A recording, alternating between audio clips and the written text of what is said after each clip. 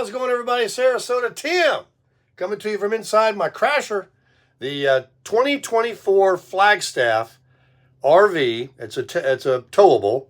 It's 25 feet. It's called the 25 FKBS, and that's no BS. As for front kitchen, bed slide, and you know the first accomplishment of every day for you should be to make your bed. That's one. Then it's just dominoes after that. So I got all the windows open here. It's gorgeous here in the desert. I'm in Laughlin, Nevada. And I got a shower this morning. I got a new shirt on from Walmart. And I'm having some coffee. I did have a mishap. Let me tell you what happened. I was making this delicious coffee. Best cup of coffee I ever had in my life, in fact. And I made it with these beans here that a subscriber sent me, Mr. Chip in Massachusetts. And I did it again. There was coffee left over in the pot, and this little Walmart coffee maker, if you pour the water in and to the maximum it'll take, it's like a 4-cup coffee pot, which works out to like 2 cups. It overflows, and I forgot there was coffee in the pot. So I'm over here talking, and down the sink, down the floor, down around there, through the slide. So I got a rag here, and I wiped it up, cleaned it up really, really good. And now it's time for another cup. I'm all hopped up, and I wanted to go over a couple things with you guys. I know we haven't done morning chat in a while. I'm going to have to nuke this a minute. But I wanted to tell you guys that I really appreciate your patience in watching all these golf videos.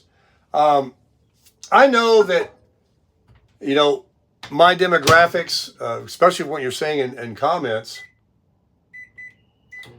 are not all golfers. And I was a very avid golfer in Sarasota for a few years. I mean, I played golf every day. My game is, seems like I've forgotten it quite a bit. I've only played 6 games now since I started back. And I'm playing with some clubs that I love, actually, that were given to me by Johnny Vegas. And I'm playing a variety of courses, and they were all for the first time. And then yesterday, it really proved that 2 things. One, when you play with other people, the pressure, and you're trying to video them, and they're videoing you, and you're really not focusing on your game like you really want to. I'm not making excuses, but I am. That affected, when I played by myself, that course yesterday, you got to have course management. You have to put all your ego in the golf bag, and you have to take out a club that you can just, hit it down the fairway in safe position. Not take out the driver or the 3 hybrid and crush it into the canyon. And so that's what I did a few times yesterday, and my score suffered. Now I shot a 92, and I thought it was absolutely horrible. I mean, I felt like yesterday I could took 10 strokes off easily. I got 2 triple bogeys, and by losing balls. What happens is in golf, I know that some of you are going to say, we know this, Baker, but if you don't know about golf, every time you swing the club is a stroke. Well, when you swing the club and you lose that ball, it goes in the water or out in the canyon, and you cannot hit it from there, and you have to take another ball, or go get that ball and take that ball and put it back on the fairway or near the fairway where you get a legal drop. You don't get to put it out in the middle. You get to drop it near where you went out. You have to count an invisible stroke called a penalty stroke. So you hit it once, it goes in the canyon. When you drop another ball, that's a stroke, 2. And now when you hit it again, that's not 2, that's 3. And you only get 4 strokes on average. There's some par 3s, and there's a couple of par 5s on golf courses. So you get 4 swings to put the ball from the tee box into the hole, to the cup. 2 of those, half of them, are your putting. You got to get it up on that green, that putting surface, right? And 1 would be ideal. I mean, that means you hit the ball on your third shot like this close to the cup, and you just tap it in. But generally, that's not the case. Generally, you're off the green, you got to chip it up to the cup, or you're on the green, but you're miles away, and you got to putt it up real close, and hopefully you make that second putt. So golf is very, very difficult. And then the contact of hitting the ball from the tee box, and then the second shot from the fairway to the green. I mean, that's an aiming thing there. So to be able to make a par, and to make, not on a freak basis, but on a regular basis, or a birdie, 1 less, you are accomplishing something. You are a golfer. But if you're taking 1, 2, 3, or even 4 additional strokes on each hole to get that ball up and down into that cup, then you might as well just hang it up. Unless you just love it and like wasting your money, because that's very frustrating and it can make you nuts. So yesterday I shot a 92, par is 72. And that means I shouldn't have shot more than 72 strokes to make an even par. But that's professional grade. That's tour level. That's somebody that should be on the tour that can do that. That is not anywhere close to anybody you've ever met, most likely. There are people out there that shoot even under par. But, one moment please. Oh yes. That's the best cup of coffee I ever drank in my life. So good to enjoy coffee. But, if you can shoot the 72's the par, and if you can shoot anywhere in the 80s, from 81 to 89, you are among the top in amateur. The top. Most people shoot over 100. And we counted them all yesterday. Every last one. We didn't move them around when they were on the fairway. The next shot, we didn't roll it up around the grass so it would be easier to hit. No, we were playing golf. And so I shot a 92, but we're messing around with that camera and we're joking and stuff. There was no money on it. There was no real. I wanted to try. I wanted to shoot as good as I could. Believe me, especially with the camera on me. But it just wasn't the day. I've played 6 in a row. It's uphill both ways. It was hot. I'm tired. I was dehydrated. Let me see if I got any more. That's enough excuses. But. Whatever, folks, I haven't played that course but twice. That's a very tough course. But the first time I played it better because I was by myself and I said, Tim, just take an iron out and hit that ball where you can hit it straight into the short grass, into the fairway. Do not pull that big, longer club out and drill it for glory and have it slice over into the canyon. Once you go off that fairway at that golf course, it's in the Grand Canyon. There is no going down there with the rattlesnakes. There is no hitting it out of there. It's all sticker bushes, cactus, rock, all that. So I still think that the 92, it made me a little bit, my competitive side came out when I felt like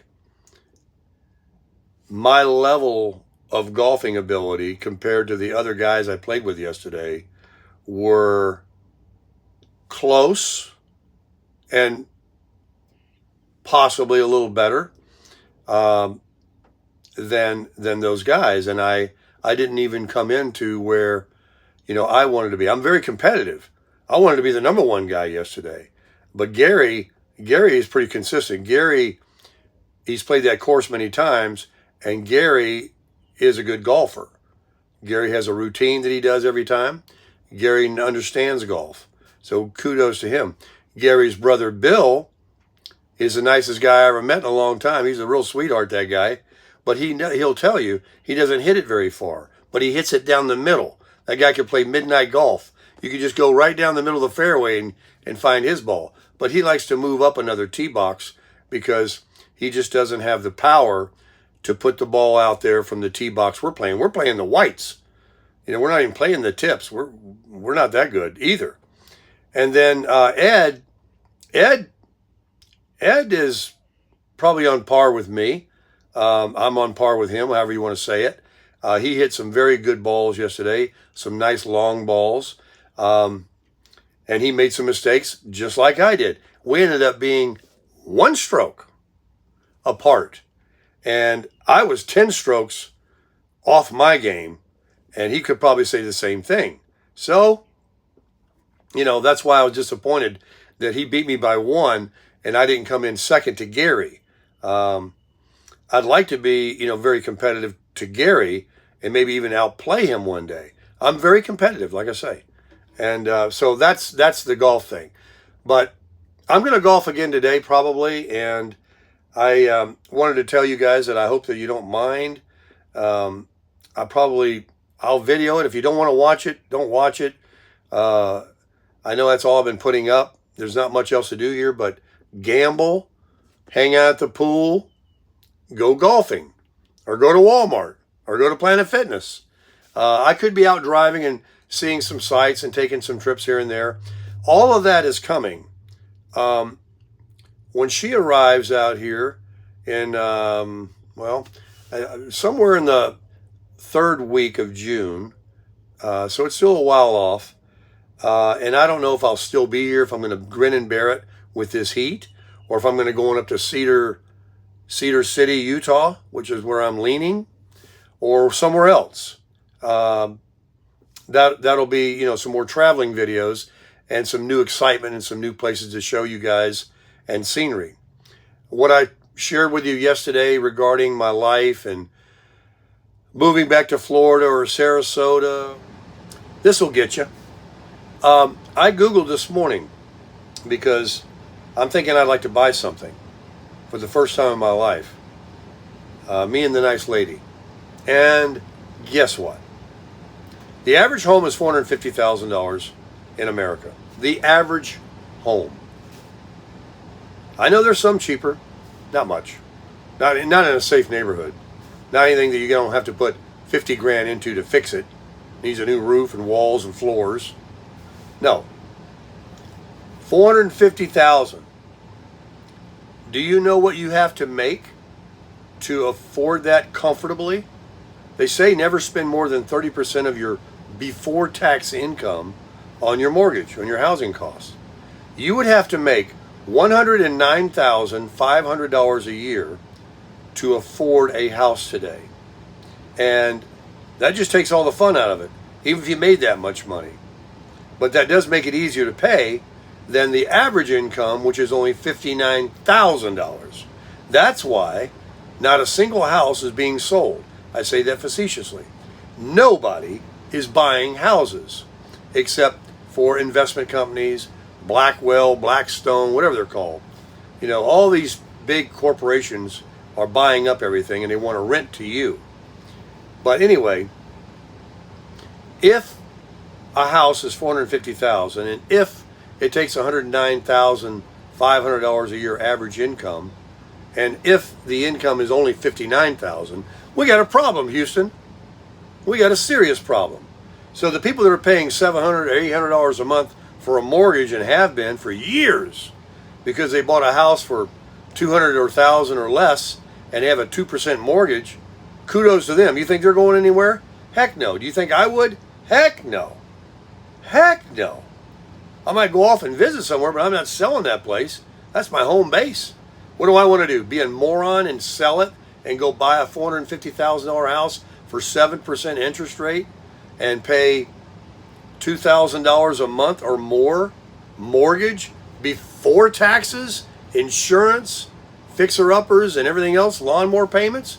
Heck no. That's the dumbest idea in the world today to buy a house. Today. And do you think that the houses are going to come down and there's going to be an adjustment like after the election? Forget it. It's not going to happen. Why? Because, I mean, just think of that. It's just like a far-fetched dream. Okay, June of next year, that house, if I just sit here and wait, is going to be half that price or 60% of that price. Because they have to come down at least 40% to even be anywhere close to affordability. Now, if that were to happen, everyone would be sitting on their hands right now, and they'd be racing to these people selling for 40% less, and there'd be another bidding war. So you see, it's not going to happen. It's not going to happen. Our future's in the past. So what you can buy is if the government will start building developers tiny homes, tiny homes. And there's a few I see building around here, but most of them are still way more house than anybody needs, especially a couple for two. They need to build some 2-bedroom, 2-bath, 1,500 square with a garage. That's what they need to build. And they need to be selling them for $250. Then we got some people that can buy some houses. Then we can have the pride of ownership again. Then we can have a place where we can wash our car in our driveway and grill a cowboy steak in the backyard with a grill. Because right now in apartment complexes and villas, you can't even use a barbecue grill. You can't even wash your car in your front yard because there's no garden hose or a spigot. You got to go to the community one, if they even have one, or to a car wash and throw down $15 to wash your car. I like to wash my car every day. So you can join one of those memberships. I'm on a roll. So I tip my hat to people like, let's say, Gary and Bill yesterday that said they bought a house 7 years ago here for less than $200,000, 4 bedrooms. And it's, you know, what it's done now. So they're sitting pretty. Everybody else that bought 7 years ago, and those that bought even way back that have a house that they don't even owe any money on, hey, kudos to you. I would love to be sitting in your shoes, because if you're in a nice neighborhood that hasn't gone downhill and you feel safe at night and you have a home base and you're even more blessed to be in a place that has good warm weather the majority of the year. What about those people that own houses paid for, or well, they get those high property taxes though in the Northeast, but you have to deal with snow, 9 months of the year. You get 3 months of decent weather. I wouldn't do that. So the search for myself and what I'm going to be doing is still ongoing. It's still fluid. What I'm going to do? Heck, I don't know. Might end up dying in this camper. Who knows? Not really. But there's absolutely nothing wrong with it. But it's not for two people. I don't think couples, unless it's a huge fifth wheel, and they have it set at a park where they don't really tow it, and they have a little Florida room, we call them, built onto it, and a storage unit back there to put their additional stuff. It can even live in a camper. I mean, it's just because they're narrow. It's not that they're not long enough. It's they're not, it's not like a house. So, but for a single person, and for someone that can adapt, I can do anything. I can do anything.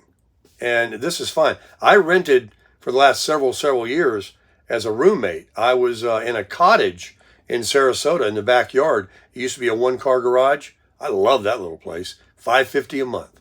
I was there for 5 years or more. And that's when I played golf all the time.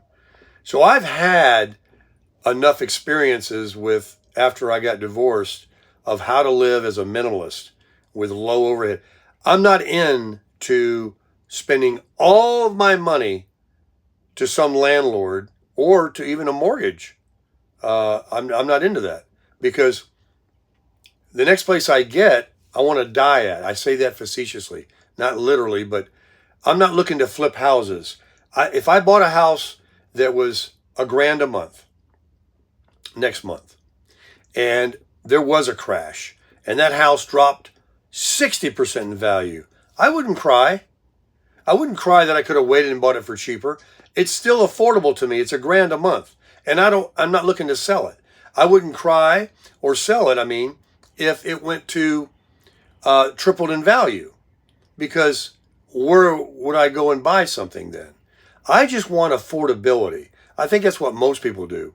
I mean, we're not realtors. We're people looking to own a home, to live in it, to go to work or enjoy our retirement, play golf, travel, park our RV there, wash our car there, grill a cowboy steak in the backyard, have our special lady there, our special man there, and just simply crush it.